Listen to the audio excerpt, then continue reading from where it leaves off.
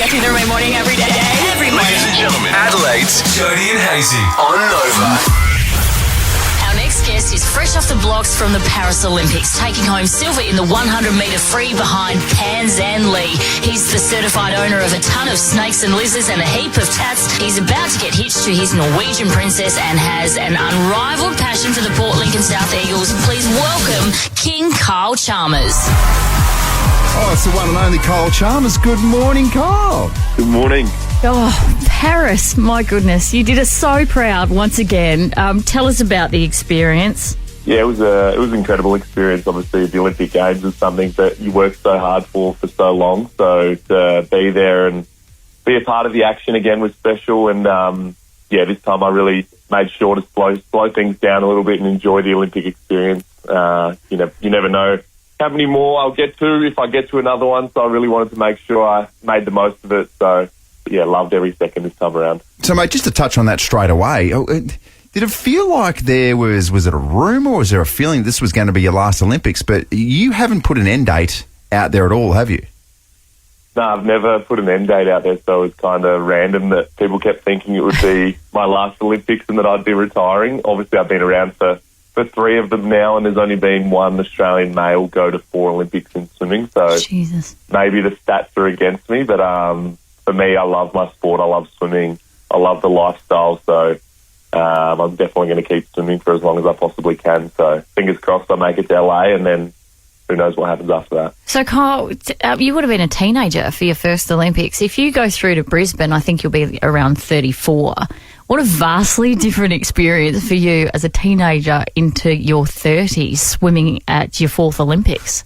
It'd be crazy. Wouldn't it? Well, Brisbane would be my 5th. There's LA before that, 2028, so... Good maths from me. So skipped an Olympics. I just skipped over 4 years. Sorry, Carl. No, you're good. But yeah, I think even now, like from an 18-year-old to what I experienced this year as a 26-year-old, like it's a very different experience. And obviously my life is now, my priorities have changed a little bit, and what you get out of the competition kind of changes as well. So, but I think it's very beneficial being an older athlete at the Olympic Games. Like I've been there, done it before, so the pressure and expectation feels a little bit less, and you know how to handle yourself a little bit more. So, I enjoyed it. Kyle, can I ask you, immediately after competition, are you a let's let loose type operator? Like, does your diet go out the window? Do you have 1 or 2 weeks where you just sort of really let it go? Or are you in shape 12 months a year? No, I think this time around, obviously, it's a long time between this Olympics and the next Olympics. So for me, it's important that I have a little bit of a break and a little bit of a mental refresher and just try and be a human for a little bit. So not that my diet goes out of the window, but I do put on a little bit of weight just because I'm not training and eating probably as much as I would be if I still was training. I'm not much of a junk food eater as it is, so I'm still eating pretty healthy, but definitely putting on a few kilos, which is always annoying. You are obviously engaged to the beautiful Ingeborg as well. Have I said that completely incorrectly? You've done a better job than I would. I just call her Ingy. Okay. So you got a wedding coming up. You don't have a date, but does this mean you're going to hit the tradie work site again to earn a bit of extra cash for the wedding?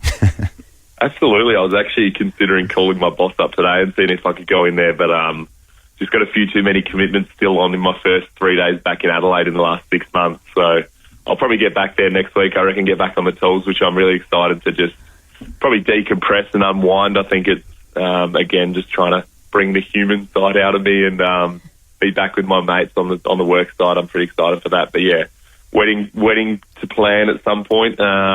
Obviously just freshly engaged, so I didn't realise you have to then start planning the wedding straight away. But Ingy's pretty excited about it all, so that's probably her job, I think. Just be like the rest of us, Kyle, and don't do much. You just turn up on the wedding day and you look just sharp. say all the right things, look sharp, and just be Kyle Chalmers, and you'll be absolutely fine. That's the plan, I reckon. We are catching up with the one and only Kyle Chalmers. Yes, and a little known fact about him, Hazy, he very much almost got lured to the AFL. I think we've spotted you having a bit of a kick at Port Lincoln before, was it? I did last year, yeah. Yeah, so, I mean, for some of the teams out there as well, you're not aligned to anyone, so they could add you to the list. No points. You could just slot straight into a team for ahead of finals. Well, you got to play 3 games to qualify for finals. But my heart lies with Lincoln South Eagles over home. I'm on the board over there and one of the major sponsors of the footy club. So if I was ever to play football again, I'd be going straight home to Port Lincoln. There was some suggestion, Kyle, early on in your career that you might walk away from swimming and have a crack at an AFL career. Is that completely and utterly out of the question for you? It is out of the question now, for sure. Yeah. But, was there a time, though? Yeah, there was definitely. I think swimming for me was my second passion. Like, I always wanted to be a football player and follow in my dad's footsteps. But 2020, I met with Geelong and did a big recruitment sit down about being a Category B rookie, and they said to me, if you're going to do it, you'd have to do it after Tokyo. And at that stage, my shoulder was pretty stuffed. Like, I needed to have surgery on my shoulder, so I didn't know how I'd come back to swimming from that. So I strongly considered going down the footy path, and that was a cool experience, being able to go through recruitment meeting with them. And then I went for a kick of footy with my great mate Sam Jacobs, and he just said to me, you're top 1 or 2 in the world in your sport. Do you really want to go to being 45th on an AFL list and never playing a game? And I think that really resonated with me. So that dream went out of the window at that stage, and have never looked back. Like, And I'm a realist also. Like, there's so many guys that train their whole entire life to be AFL players, and there's so many talents that I went to school with that were way better than me and better than I ever would be, and they never made it to an AFL list. So I know that I would never have played a game if I was a Category B rookie. It would have just been, sitting on a list and probably for a year and then be pretty lost with life. So I'm pretty glad that I stuck with swimming. I love it, and I can't wait to continue on in it. Compare and contrast the 3 Olympics that you've been to. Paris, where does it rate? Probably number 1. I think Tokyo was challenging just because it was COVID and there was no people in the crowd and the rules were pretty strict, so that was pretty tough. And then Rio was fantastic, but I think I was just too young to really understand what I was there, what I was doing and what I was achieving and what it meant to be an Olympian. So I think being able to go there third time around, like I said earlier, slow down and enjoy the Olympic experience, it means so much to be an Olympian and to represent my country and to then have success and stand on the podium, like to come away with a silver medal individually and obviously a couple other relay medals, but that individual 100 freestyle makes me so proud. So Paris, number 1 for sure. And it's fresh in the memory also. So that helps for us blokes as well. Yeah, exactly. So you can reflect on it. Carl, I guess there was a bit of controversy post-swim. Were you sort of disappointed in that? Did you just want to sort of bask in the fact that you were a silver medalist and then there was all this stuff going on and then the Chinese swimmer came out and said a few things? Did you just want it to be all about how you felt at the time? Yeah, for sure. And I think I handled myself the best I possibly could. Like, I was super proud of myself that, I spoke to him in the marshalling room. I spoke to him in the pool. As soon as the race was done, I shook his hand in the water, and then on the podium we shook hands and had a chat, and then I had a big chat with him and his coaches, obviously with a translator because he doesn't speak all that much English. But I really felt that I'd done everything I could and conducted myself really well. And then that came out in the media after the 100 freestyle, and I thought that's pretty weird. And then I actually reached out to him because I was just getting thousands and thousands of Instagram messages and comments, and then they started targeting friends and family. It just became, pretty stressful, especially when I was still competing for the 4 or 5 days after that. So it was a lot to probably take on, and probably to an extent ruined that little moment for me. Like, I was so proud of my achievement and what had just happened, and then that all came out, which is a hard, stressful thing to go through. And then, but to be fair, in his credit, he did speak to the media and turned it all down in the end and said that it wasn't true and must be miscommunicated or whatnot. So that was really good of him, and since then everything's calmed down again, so I'm actually able to kind of reflect positively and enjoy the moment again. See, that miscommunication, my first thought is that translator maybe wasn't saying exactly what you were saying him and forwarding on the right message. Maybe that's where it all went pear-shaped. No idea, but it was very confusing.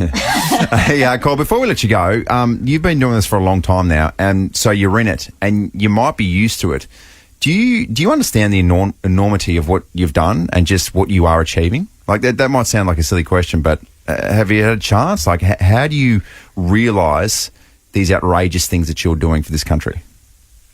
I have no idea. I think that I just do it. Like, at the moment, it's my job and my passion and what I love to do. It's almost like having a hobby, really. But I think it won't come until I finish swimming that I'm able to reflect on my career. And there is times where I sit down and try to reflect and be like, this is incredible what I've achieved. But also there's always the next swimming competition and the next thing you're working hard for. So you kind of bring the medal home and put it up in a box and tuck it away in the cupboard and not see it for a long time again. So I think it'll be once I've finished swimming that I'm able to reflect fully on what I have achieved. And it is crazy, I think, but probably need some time to break it all down. Hey, by the way, there's only one King Kyle, and he comes from Port Lincoln. Okay? Exactly. Very proud Port Lincoln boy. Kyle Chalmers, thank you so much for spending some time with us. Good luck with all the wedding preparations that you will have absolutely nothing to do with. But we love speaking to you. Thank you so much. Appreciate it. Thanks so much for having me on. It has been a massive, massive news week. So it's been very busy in our respective newsrooms, no doubt about that. So you can imagine the comic relief when last night we were all getting set. Our TVs are tuned to Channel 10. We're about to watch the fruits of our labour, and we're coming off the back of The Bold and the Beautiful, and Ridge is lying in bed with his new girlfriend, and they're just heavily discussing the fact that nothing is ever going to come between them, and then something dramatic happens and the door opens and she screams, and that is the lead-in to 10 News First. Have a listen.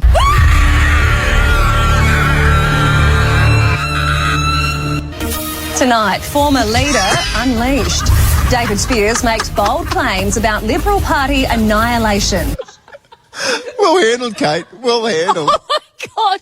Because Kate wouldn't have known that was coming. She would have heard it in her ear. She would have been like, what the hell's going on? Oh, that is classic Ridge too, by the way. Isn't it? Always getting himself in trouble. What an absolute love rat. Oh, I know. And he wasn't with Brooke last night, and I'm thinking, I just need to get up to speed. It wasn't with Brooke, wasn't with Taylor. Oh, man. What a leader. Now that we've got your attention, here's the news headlines. Yes, David Spears.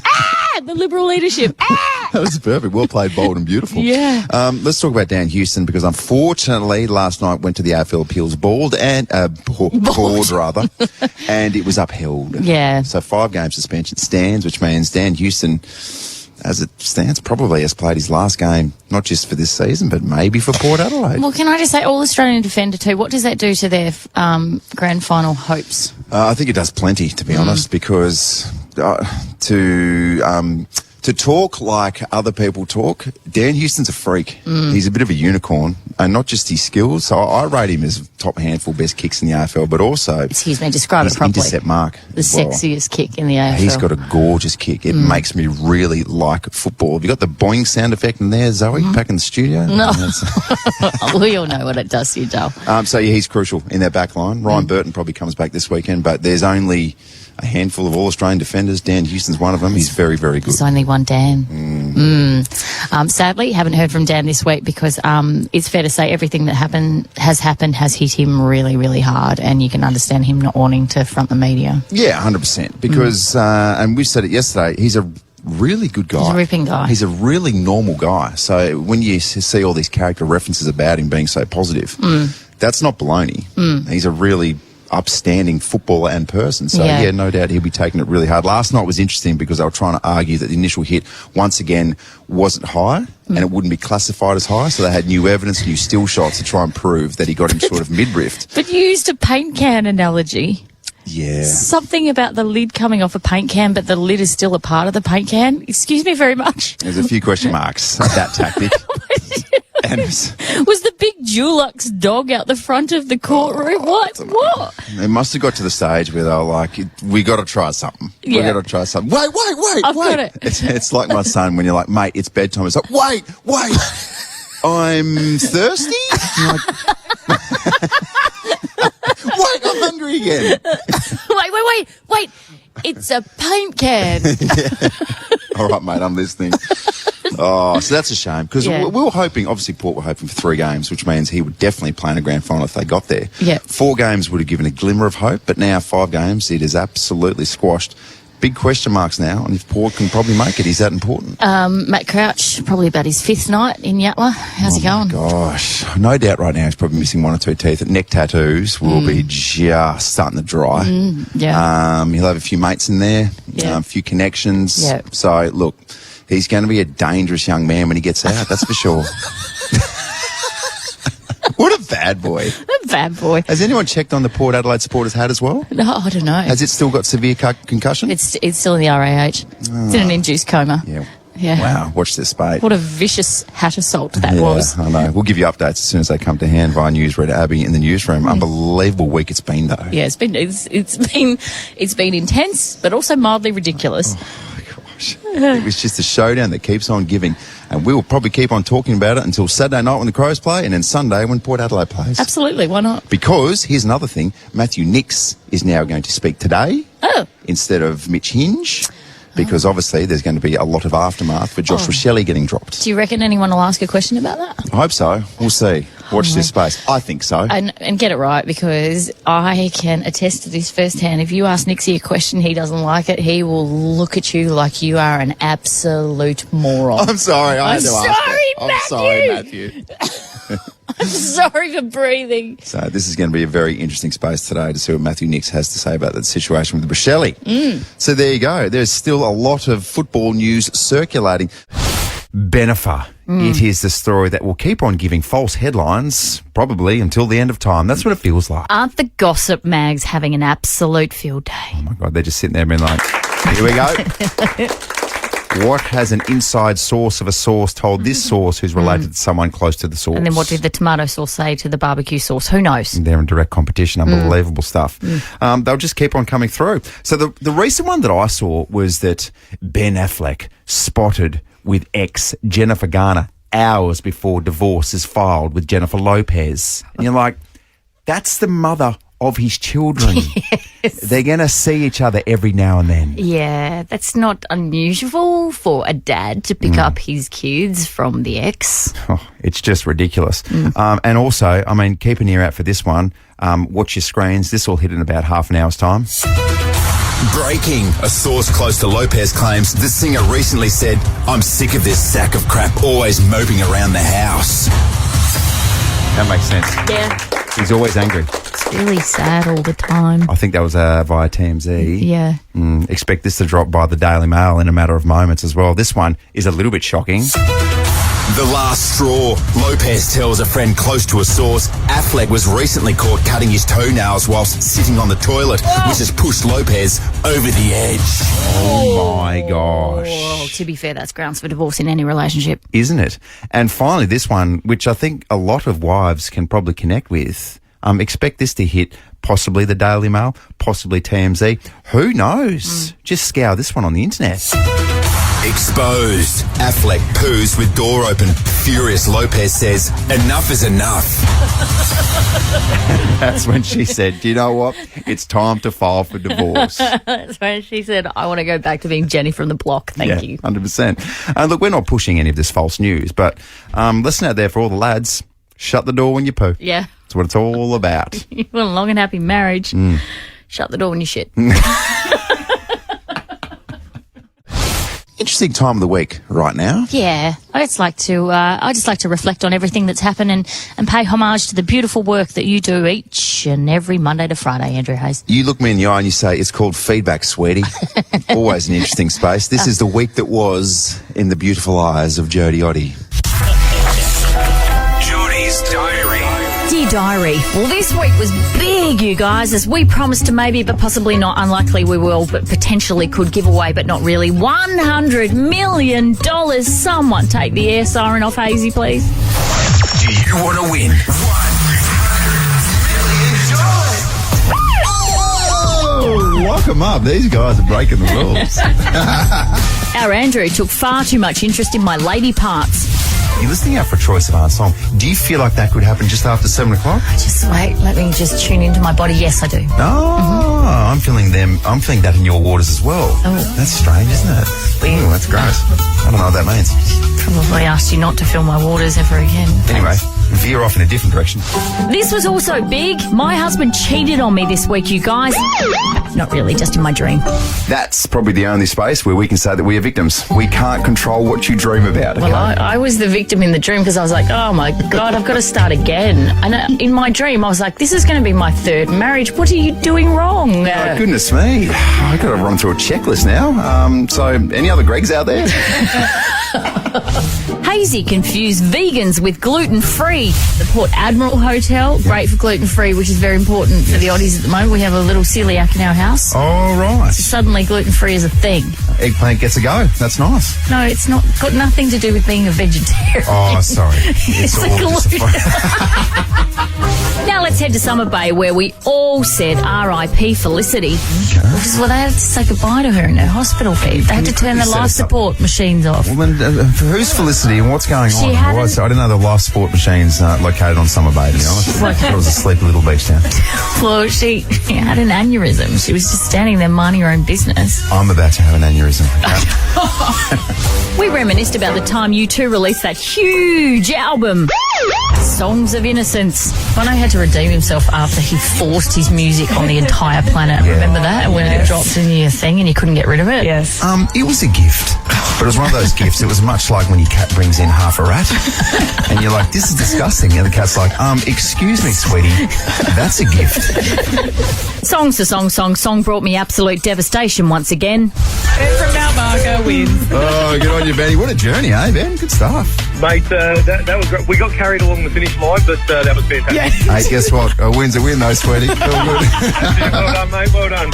The score to 11-19. No, I'm furious about that because I said it the second time. You have to give that. You have to actually award simply don't, because you have to get it right the first time. Ben, can you please thank Jodie for that win? Jodie, thank you very much for your help, but we got there in the end. Okay, all right. Okay, Ben. I'm sure you're a lovely man. But on this occasion, I will say shut up, Ben. Meantime, off air. You're so close, Jodie. We also spoke about animals that turn your partner off or on. Am I right, Sue? Is it true that sometimes your snake will lay itself next to you because it's sizing you up to see if it can swallow you? Have you heard that? Really? Have you heard that before, Sue? Yes, I have heard that, and I understand that to be true. Have you ever woken up in the middle of the night and you've been half consumed by Malia and you're like, down Malia, down. Maybe not that snake. Yeah. Speaking of animals, welcome to Pest Control 101 with Andrew Killer Hayes. No messing about. Not here to, you know what, to spiders. What's that? Collect them and put them outside so they can go back to their families. Yeah. That's what I tell the kids when I catch a spider. Okay. Oh, they're just off visiting their family. I squash them. And Matt Crouch got arrested and charged with flicking a Port supporter's hat off at the showdown. Bad boys, what you gonna do? What you gonna do when they come for you? And it was hot. Matt Crouch. What a bad boy. Bad boys, bad boys. Can't wait for the mugshot. Be cute. And Abby made sense of the big benefit split. I guess the message here, though, is no matter how lonely or old you're getting, don't go back to your ex. So to our boy Crouchy, bad boys, bad boys. Can't wait for the mugshot. My friend Ben, shut up, Ben. Sorry about that, mate. Go off this weekend, kings and queens. All my love, Jodie.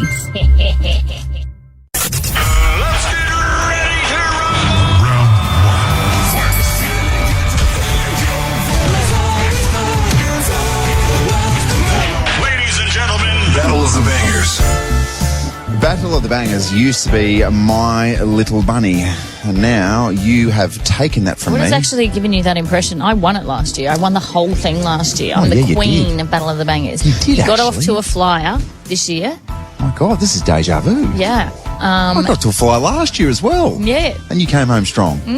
What's going on? I am Sydney Swans. Yes, you are. I'm about to absolutely poo the bed in the finals. Which is good because you're dressed as Where's Wally, so you're all red and white. I'm like Heritage Sydney. Heritage, Sydney, Jersey. Nice. I'm like South Melbourne. Okay, so for the uninitiated, we both choose a song. It goes head to head. You get to vote for it on the Jodie and Hazy Instagram page. We have a theme each and every week. This week's theme is fight on the back of Showdown, where just everyone was going at it.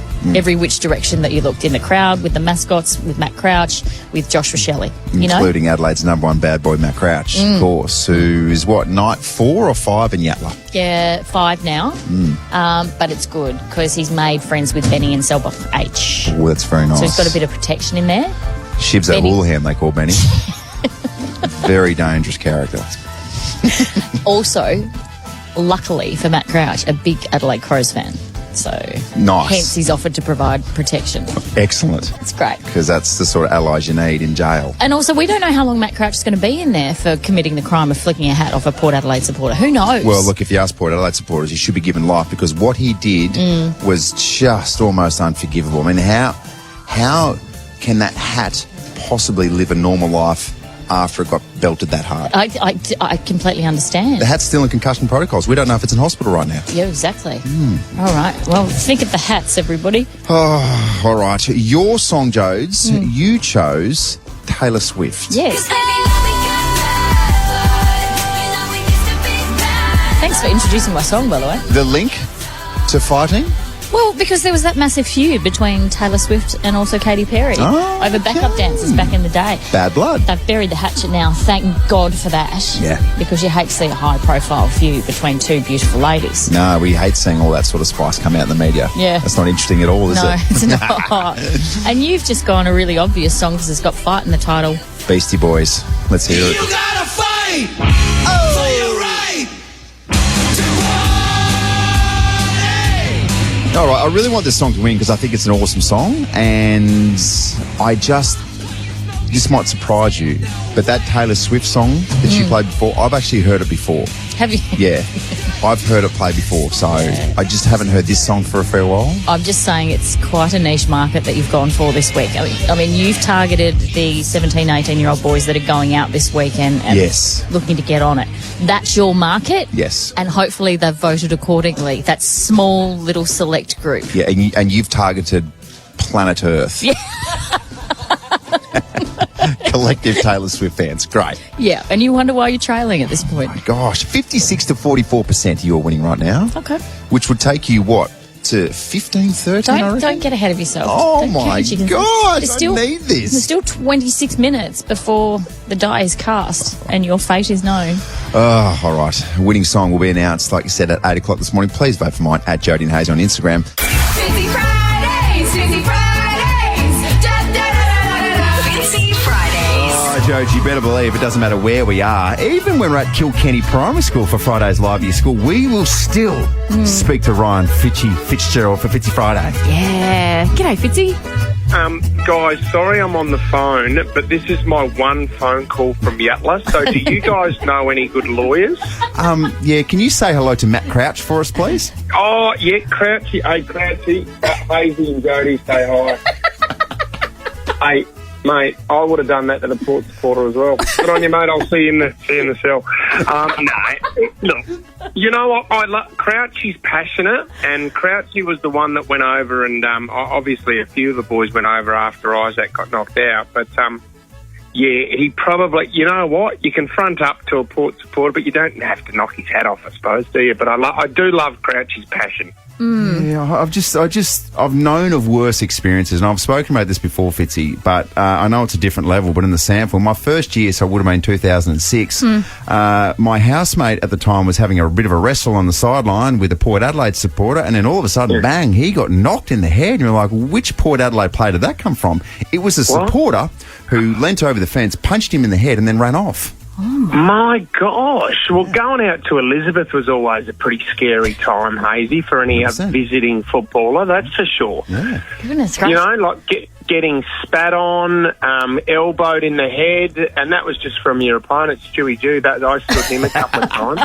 Oh, Chewy, wasn't he a brick? Yeah, and Eugene Warrior used to do it to me as well back in the day. Yeah, Eugene had some tactics. Eugene. Fitzy, did you ever have any run-ins with supporters, though? Because just for the record, I think this thing is so ridiculous. Like, no one got assaulted except for that poor hat. Yeah, the hat's concussion protocols, by the way. Yeah, are you talking about the mascot? Oh, yeah, Thunder. You forgot about poor Tommy Thunder. Tommy Thunder had a blood nose, but you know the worst thing when you're wearing a mascot outfit, no one knows you've got a blood nose. That's true. Tripping down the body, you're trying to point to your nose, trying to say to someone, I think I've broken my nose, but everyone's going, oh, look how funny he is. He's doing those funny actions. Oh, that's so funny. Oh, look, he's making those gargling sounds. He's literally choking on his own blood over there. Have I told you the story of Terry the termite? No. So when we were younger, right, you know, Terry the Termite, where was it? Was it just outside, was it Crossroads? Or it's Crossroad or Unley Road. Goodwood Road, isn't it? I think, Goodwood, somewhere it was around there. Goodwood Road. Yeah, Goodwood Road, right? And we're a group of mates on our P plates, and we went past Terry the Termite. We said, let's go and kidnap Terry. we did a U. He came back and we grabbed Terry and put Terry in the back of the car. Unfortunately, when we took Terry's head off, it was a young teenage girl, and she wasn't too happy. So we then had to pull the car over, apologise profusely, and we said, so sorry, Terry, we'll never do that again. But it was Terina the Termite. And, God, I was thinking, what are they using? I just thought it was an older man in there, but it wasn't. It happens all the time. You'd be amazed at how many times that's happened to Terry Termite. When mascot kidnappings go wrong. There was a rumour going around, Fitzy, that not that you would ever condone belting a mascot, but there was a rumour going around that Thunder actually gave the finger to the person that belted him.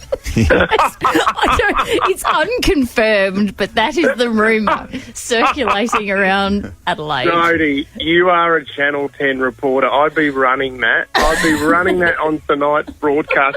You know what? You know, every now and then, it has to be the worst job of all time, being a mascot. You can imagine the slander, the stuff that people sling at you. They throw beers on you. Yeah. You're allowed to have a crack every now and then, aren't you? Yeah, well, I back in the day, so that was probably 2010, 2011, I was Nova Boy a couple of times. Were you? That makes sense. Yeah. What? And it is not fun underneath in that suit. What? Hang on. Yeah. Nova Boy's not real? I think we're all Nova Boy deep down, aren't we? Do you know what I mean? Did you know that? You've worked here longer than we have, Fitzy. Did you know that? Well, Nova Boy was supposed to be an amazing dancer, so I don't know why they got you to get into the suit. Yeah, and that's when Nova Boy was accused of being drunk. 2 left feet. Nova Boy's hammered again. Nova Boys will be boys, if you know what I mean. Hey, Fitzy, thank you so much. We appreciate you jumping on board with us.